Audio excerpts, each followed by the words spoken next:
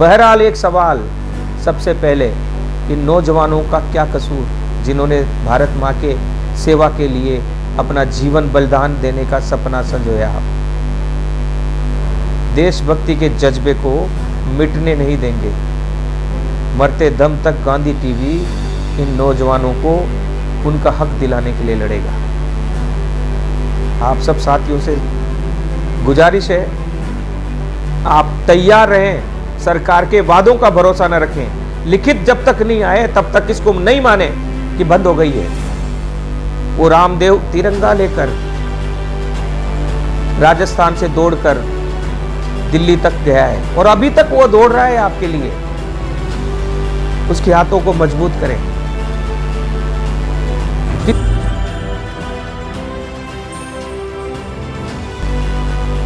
देश के सैनिकों को, देश के नौजवानों को कॉरपोरेट को बेचने का एक अनोखा तरीका अब केंद्र सरकार निकाल रही है।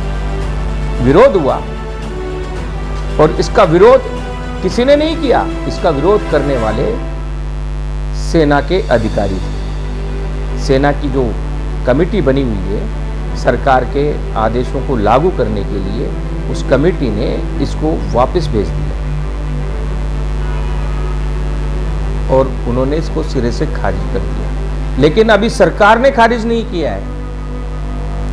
ये वीडियो हमारे सैनिक भर्ती की तैयारी करने वाले छात्र भी देखें, देश का हर नागरिक देखे, हर पत्रकार देखे, हर कोचिंग संचालक देखे, क्योंकि देश में इस प्रकार के माहौल बनाए जा रहे हैं।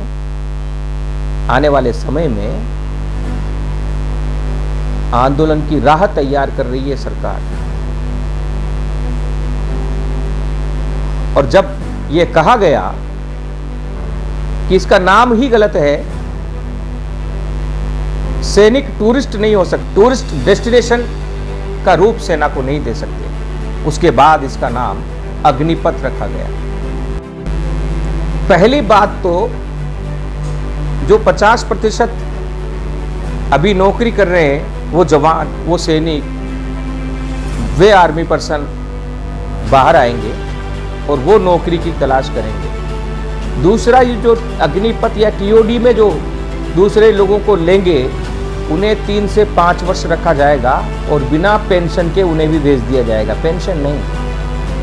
और क्या कहा जा रहा है कि आपको कॉरपोरेट की नौकरी मिलेगी, कॉरपोरेटर्स आपकी अगुवाई करेंगे सैनिक के रूप में सेवा देने के बाद। एक सैनिक बंदूक लेकर लड़ना जानता है, वो कॉरपोरेट की कंपनी में क्या करेगा? अभी जो जवान हैं वे गार्ड का ही काम करते हैं अधिकतर। तो इतने सारे गार्ड रखने की व्यवस्था हमारे कॉरपोरेटर्स के पास है क्या? नहीं है। जब भीड़ लगेगी तो वो तनख्वाह में कटौती करेगा और वो कहेगा मैं इतना ही दूंगा, करना हो तो करो, नहीं तो मत करो, और उसमें भी छटनी करेगा। मोदी जी ने किसानों को कॉरपोरेट को बेचने के नाकाम कोशिश के बाद अब ये नया तरीका नौजवानों को, भारत के भावी युवाओं को कॉरपोरेट को बेचने का तरीका निकाला है। मैं एक सवाल पूछता हूं, हमारे नेता 5 साल नेता बनते हैं, उसके बाद उन्हें 5 साल बाद पेंशन दी जाती है, फिर दोबारा वो चुनाव लड़ते हैं, फिर वो नेता बनते हैं, तो अगले 5 साल का फिर पेंशन दिया जाएगा, मल्टीपल पेंशन। एक नेता अगर 20 वर्ष तक विधायक रह गया, एमपी रह गया, तो 5 × 4 20, इस प्रकार 4 पेंशन उसको दी जाएगी। और ये मामला उठा, कई ऐसे विधायक, पूर्व एमपी हैं जिनकी पेंशन ही मुख्यमंत्री से की तनख्वाह से ज़्यादा है, क्योंकि इतने बार वो विधायक रह गए। मतलब नेताओं को तो 5 वर्ष में आप सारी फैसिलिटी दे रहे हो, और जो सैनिक देश के लिए लड़ने जा रहा है, जो सैनिक देश के लिए अपना खून पसीना बहा रहा है, उसके लिए कुछ नहीं। हम देश को किस ओर लेकर जा रहे हैं? हमारी सरकारें क्या कर रही है? विपक्षी दल इन बातों को क्यों नहीं उठाते हैं? हर व्यक्ति सत्ता के सुख में भारत माता की चीरहरण की व्यवस्था में लगा हुआ है। कोई देश के लिए सोच नहीं रहा है, लेकिन हम मरते दम तक सच्चाई को कहते रहेंगे और नौजवानों की पीड़ा हम दिखाते रहेंगे। आप जैसे पत्थर दिल इंसानों को देशभक्ति का जज्बा जगाने के लिए हम खून पसीना बहाते रहेंगे। ये आंसू उन नौजवानों के लिए है जो देश की सीमा पर जाना चाहते हैं और जो गरीब हैं, जो बड़ी मुश्किल से तैयारी कर रहे हैं और 3 साल से आशा लगाए बैठे हैं कि किसी न किसी तरीके से सरकार हमारे लिए भर्ती की राहत खोले। नरेंद्र मोदी जब पूरे देश में भ्रमण कर रहे थे प्रधानमंत्री बनने से पहले और भीड़ में जाकर, लाखों की भीड़ में जाकर पूछते थे कि तुम्हें नौकरी दी क्या, तब पूरी भीड़ चिल्लाती थी नहीं। एक आशा थी कि मोदी के आने के बाद बेरोजगारी समाप्त होगी, महंगाई समाप्त होगी, लेकिन यह कभी नहीं सोचा था कि आप हमारे किसानों को और नौजवानों को कॉर्पोरेट के हाथ में बेचने की काम करेंगे। हमारा देश श्रीलंका की राह पर आगे बढ़ रहा है। हमारी सरकारों को संभलना होगा, बुद्धिवर्ग लोगों को संभलना होगा, पत्रकारों को पत्रकारिता निभानी होगी। आजादी से पूर्व जितनी आवश्यकता देश के लिए लड़ने की थी, उससे भी अधिक आवश्यकता आज सच्चाई के लिए खड़े होने की है, आज भारत माता के लिए खड़े होने की है।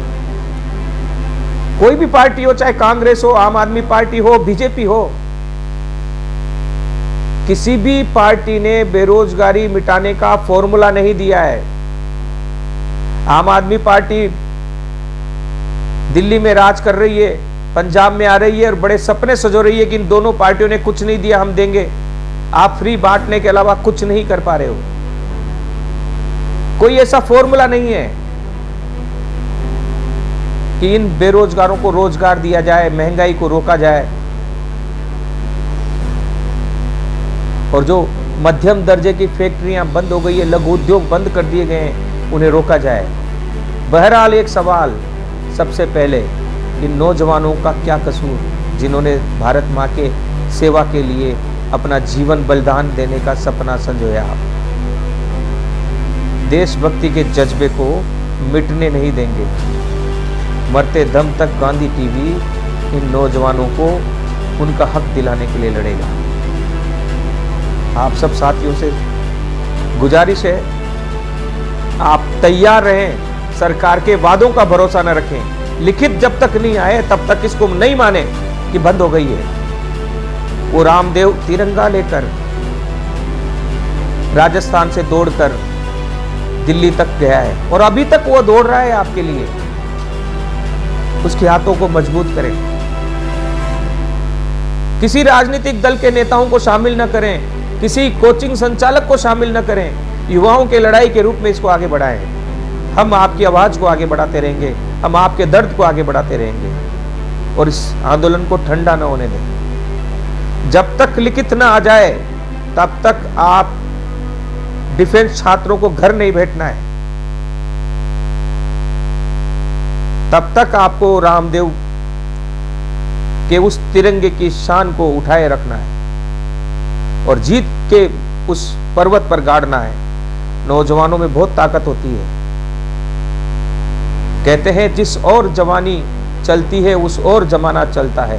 पत्थर कर दे पानी पानी, जय जवानी जय जवानी। एक लक्ष्य, एक व्यक्ति, एक झंडा। रामदेव सर से भी मैं कहना चाहता हूं, हमें किसी नेताओं की जरूरत नहीं है।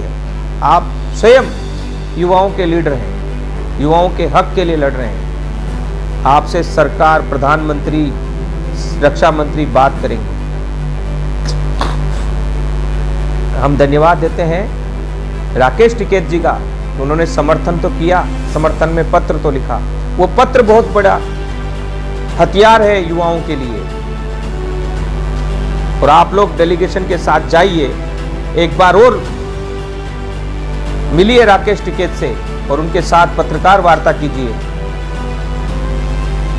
हम हर डगर पर आपके साथ हैं, क्योंकि हम देश की सीमा पर जाकर लड़ नहीं सकते, लेकिन जो भविष्य में देश की सीमा पर जाकर लड़ना चाहते हैं उनकी लड़ाई लड़ सकते हैं। हम हमारा दायित्व तो निभा रहे हैं। आशा है इस वीडियो को अधिक से अधिक आप शेयर करेंगे, इस संदेश को अधिक से अधिक लोगों तक पहुंचाएंगे। एक और संदेश, जिन्होंने फार्म भर दिया उन्हें डरने की जरूरत नहीं है कि वे ओवरेज हो जाएंगे। उनकी जो डेट ऑफ बर्थ है, DOB है, वो उस फार्म के डेट के अनुसार, जिस दिन आपने फार्म भरा उस अनुसार जांचा जाएगा, उस अनुसार कंसिडर किया जाएगा। इसलिए आपको डरने की जरूरत नहीं है। ये डर उनके लिए जिन्होंने फार्म नहीं भरा और जो ओवरेज होने के कगार पे, ऐसे लोग भी लाखों हैं, ऐसे युवा भी लाखों हैं। हमारी लड़ाई उनके लिए, सबके लिए है। जिन्होंने फार्म भर दिया और जो इंतजार कर रहे हैं सेना की भर्ती का, उनके लिए भी हमारी लड़ाई है। हमारी लड़ाई भारत माता के चीर हरण की व्यवस्था को समाप्त करने के लिए है और उसमें हम लगे रहेंगे। किसी राजनीतिक दल की व्यवस्था की मदद करना नहीं हमारा लक्ष्य। हमारा लक्ष्य सच्चाई को सच्चाई की तरह उठाना, सच को सच की तरह पेश करना, ये गांधी टीवी का लक्ष्य है। जुड़िए, हम छोटे से स्तर से आगे बढ़ रहे हैं। अभी YouTube चैनल के रूप में हम आए हैं। आप हमें आगे बढ़ाएंगे, आपकी लड़ाई को हर स्तर पर हम लड़ेंगे। एक छोटा सा चैनल है, आगे आप लोग अगर सब्सक्राइब करेंगे, आगे बढ़ाएंगे तो हम सैटेलाइट चैनल के रूप में भी आएंगे और शीघ्र ही अन्य भाषाओं के रूप में भी हम आ रहे हैं। हम इसे गुजरात, मलयालम, कन्नड़, तमिल, पंजाबी, मराठी, बंगाली आदि तमाम भाषाओं में लाना चाहते हैं, क्योंकि सच्चे चैनल की किल्लत है, सच्चे चैनल की अभाव है, सच बोलने वाले लोगों का अभाव है।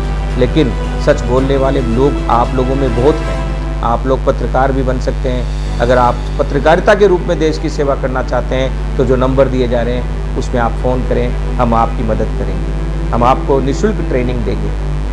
देश को हर क्षेत्र में सच्चे लोगों की जरूरत है। जय हिंद, वंदे मातरम, जय जगत।